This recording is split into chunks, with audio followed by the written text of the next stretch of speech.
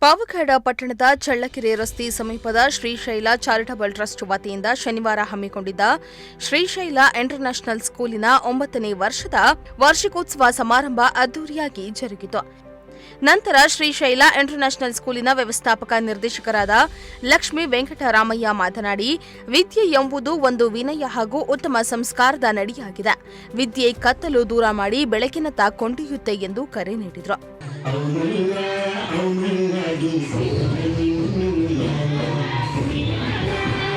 ಇನ್ನು ರಾಮಾಯಣ ಹಾಗೂ ಮಹಾಭಾರತ ಪ್ರಸಂಗ ಕುರಿತು ಮಕ್ಕಳಿಗೆ ಮನೆಯಲ್ಲಿ ಕತೆ ಹೇಳಬೇಕು ಹಾಗೂ ಮನೆಯ ವಾತಾವರಣ ಶುದ್ಧ ಹಾಗೂ ಸ್ವಚ್ಛತೆಯಿಂದ ಕೂಡಿದ್ರೆ ಮಕ್ಕಳಲ್ಲಿ ಉತ್ತಮ ನಡೆನುಡಿ ನೋಡಲು ಸಾಧ್ಯವಿದೆ. ಸಮಯಕ್ಕೆ ಹೆಚ್ಚು ಆದ್ಯತೆ ನೀಡಿ ಮನೆಯಲ್ಲಿ ಮಕ್ಕಳಿದ್ದ ವೇಳೆ ಪೋಷಕರು ಮೊಬೈಲ್ ಟಿವಿ ನೋಡುವುದು ಕಡಿಮೆ ಮಾಡಿದರೆ ಮಕ್ಕಳಲ್ಲಿ ಉತ್ತಮ ಬೆಳವಣಿಗೆ ಕಾಣಲು ಸಾಧ್ಯವಿದೆ.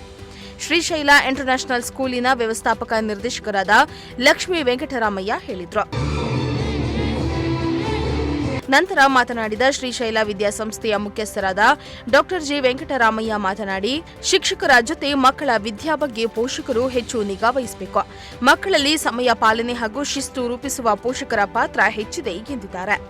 ಇದೇ ವೇಳೆಯಲ್ಲಿ ಸಂಸ್ಥೆಯ ಉಪಾಧ್ಯಕ್ಷರಾದ ಡಾ ಶಶಿಕಿರಣ್ ಮತ್ತು ಪ್ರಾಂಶುಪಾಲರುಗಳಾದ ಮಂಜುಳಾ ಹಾಗೂ ಪುರಸಭೆ ಸದಸ್ಯರಾದ ಗುರುತಿ ನಾಗರಾಜ್ ಮುಂತಾದವರು ಉಪಸ್ಥಿತರಿದ್ದರು. ಇಮ್ರಾನುಲ್ಲಾ, ಪ್ರಜಾಶಕ್ತಿ ಟಿವಿ, ಪಾವಗಡ.